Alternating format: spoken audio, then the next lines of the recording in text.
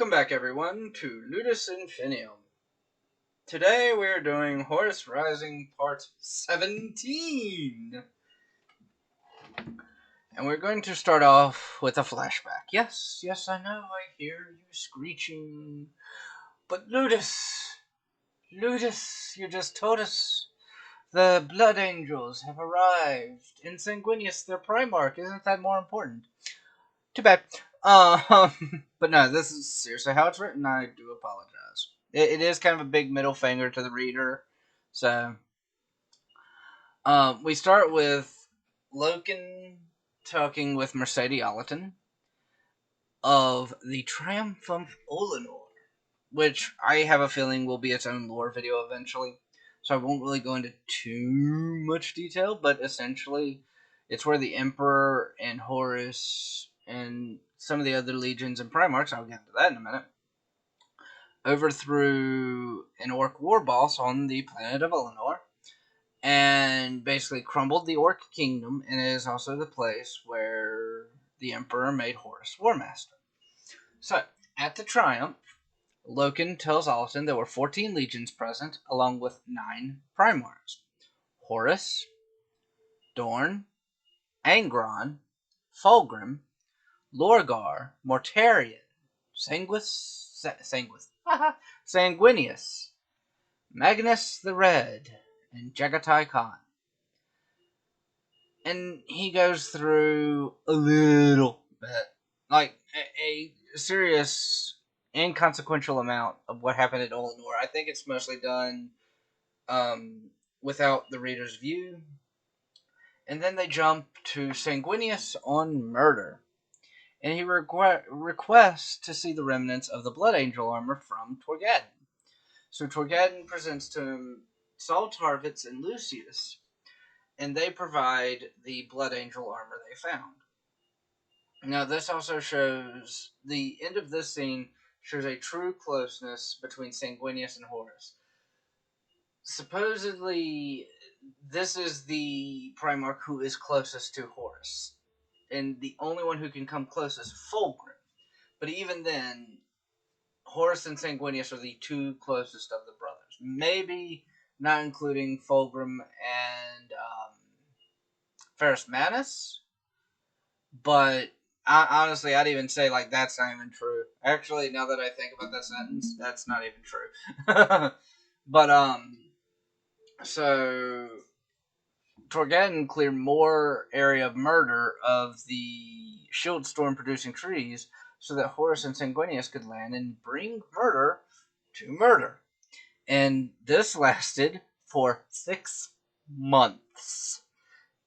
Their war against the Mega Arachnids, the thing that had so easily killed Astartes, Imperial Army troopers, and more Astartes, they basically went to war with them for 6 months. So then we get a little bit of a funny scene. We get another small flashback just to the beginning of the conflict. Abaddon and Axeman try to convince Horus that as War Master he's too important to lead the Luna Wolves because he is too precious. And Horus takes outwardly takes great offense to this until Torgaddon realizes he's just kind of joking and says, "We're only afraid you won't leave any of the glory for us." And it becomes very lighthearted after that. He's like, if I thought that taking the title of War Master meant that I would never get to lead the Luna Wolves into battle again, I never would have taken it in the first place. And none of the remembrances are allowed to go to the surface, which will be important here in a minute. Because Allerton is trying to get information out of what Loken has witnessed, and he gives her as much as he can back to the planet. So an interesting development, actually. Now, Brotherhood and the Legions.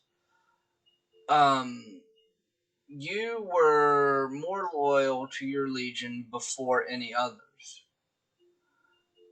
Tarvitz fought alongside Torgaddon and his Luna Wolves instead of Eidolon out of respect.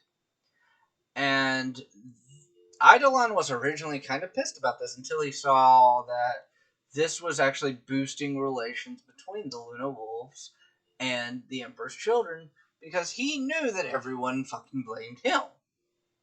Now, this also shows something else. Horus became really, really angry at Fulgrim due to Eidolon's actions, because he was acting like a sanctimonious prick towards everyone, including Torgaddon, and this rubbed Horus the wrong way.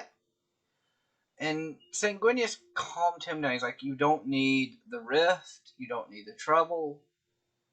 Just, they don't mean to be as special as they are. And then, bum, bum, bum, 3 unknown ships translate into the area, also transmitting something akin to the music like that of the beacons. I also want to point something out real quick. The biggest of the ships is 2 times the size of the Vengeful Spirit. They would be a little... Well, that's not necessarily true. It is suspected that ship for ship, they would be a little bit outclassed. Well, a lot outclassed, quite frankly. But they got a translation. Or transmission, I should say. Translation, transmission, same thing at this point. That was multiple voices at the same time asking, have you not seen the warnings we placed here? And that's where this part of the book leaves off, because, again, fucking cliffhangers. But after this, we do start part 3 and the final part of the book.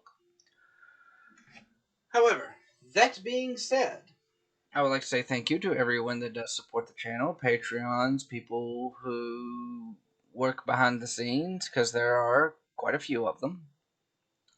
And I would also like to say to everyone, if you do want to support the channel, you do not have to do it in a monetary way. If you do want to help out, join the Discord, just throw out ideas. I take all the criticism I can, and I try and build off of it. You know, if you want to come on and suggest different games, do it. I would love to have a suggestion for what people want to see. If you want to come on and suggest maybe a different style to doing certain videos, I'd be more than happy to hear it. Or, if you want to donate monetarily, and you can, join either on Patreon, or when I'm doing a stream, there's the option, if you want to do just like a one-time donation, go to Streamlabs, and you can donate on stream. However, that being said, I do hope you all have a very wonderful day, and I will see you all in the next one. Bye!